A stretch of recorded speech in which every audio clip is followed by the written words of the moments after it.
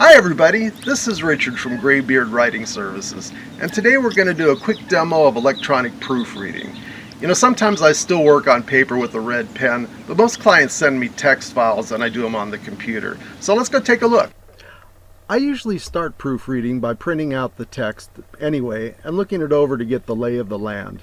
And none of this is client text, by the way, that's confidential. Doing this makes it easier to see mistakes in the headings or page numbers, and also to check paragraph indentation and extra blank lines.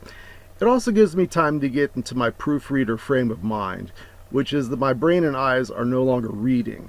They're on a search and destroy campaign on every level of the document, from pagination to the type of quotation marks, curly or straight. It does make a difference. Now we're on to the electronic part. This is really accelerated because it takes an average of about an hour to proofread 2,000 words, but that can vary wildly too.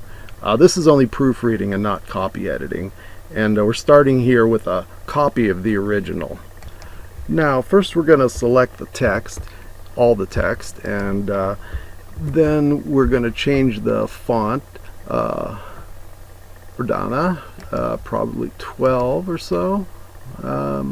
Let's go back to 11, I think is actually better. And that's good. That's good. Here, let's roll it back. And now let's just turn on the tracking over here, just to make sure we're recording it. Track changes, record, and now we're good to go.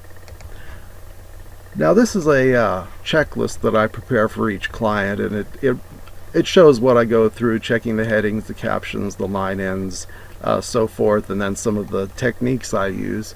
In this case, we're going to do some backward reading as well. Now, I'm doing a slow read through just to see what jumps out at me.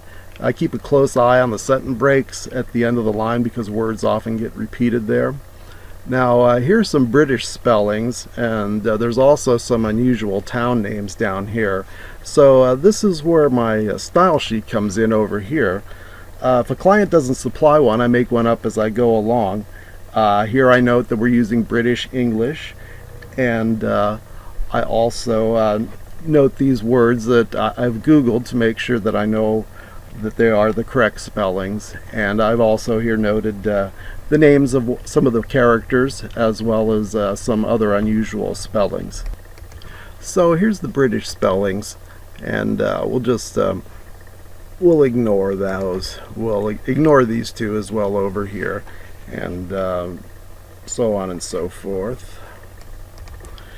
And continuing on through, I can see this is the unusual one that I noted earlier, but it's fine. And here is an actual misspelled word, incorrigible. That's not correct, so we'll change that. And of course it's tracked here now. Now earlier when I was looking at the line breaks, I noticed we have Baker Street. So this is a repeat, and this is why we always check at the end of the lines here. We'll just do a delete on that, and that'll show up in the editing. I'm also checking for paragraph indents and any sort of headings or page numbers if there are any. Now there's a whole lot of techniques for proofreading, and I include some of them in my checklist, what I may do. I'll always read this very slowly.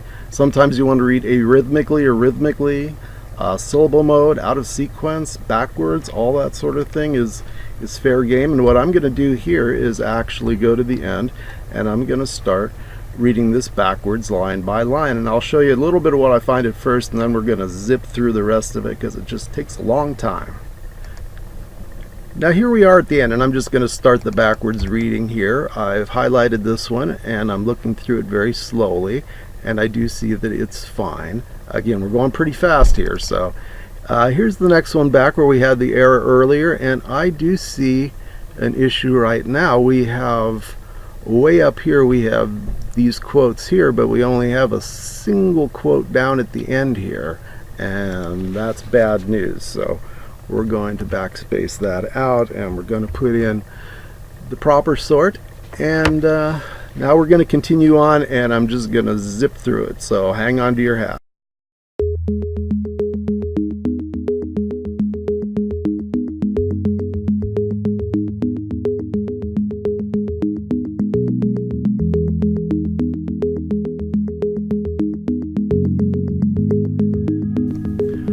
we're basically done here now at this point. Irene Alder was changed to Alder here, which is her correct spelling. We're leaving home centered, the British thing. Baker Street we got earlier. And let's see, what else do we have here? Oh yeah, this was a little harder to see. We changed though to through. That was missing an R there. And on the following page, we put a question mark here where there was a period. And you saw this bit here while we were doing it earlier. Now, most of my clients want this sort of correction, and some want me to put a comment box in each one so that they can see that, and that's fine. I'm happy to do that. Also, sometimes I can make a correction sheet like this and just key it into the various corrections here as well. So that's a brief rundown. I hope this demo shows you a little what a proofreader does. Contact me, Richard, at greybeardwriting.com if you want any more information. Thanks. Have a great day.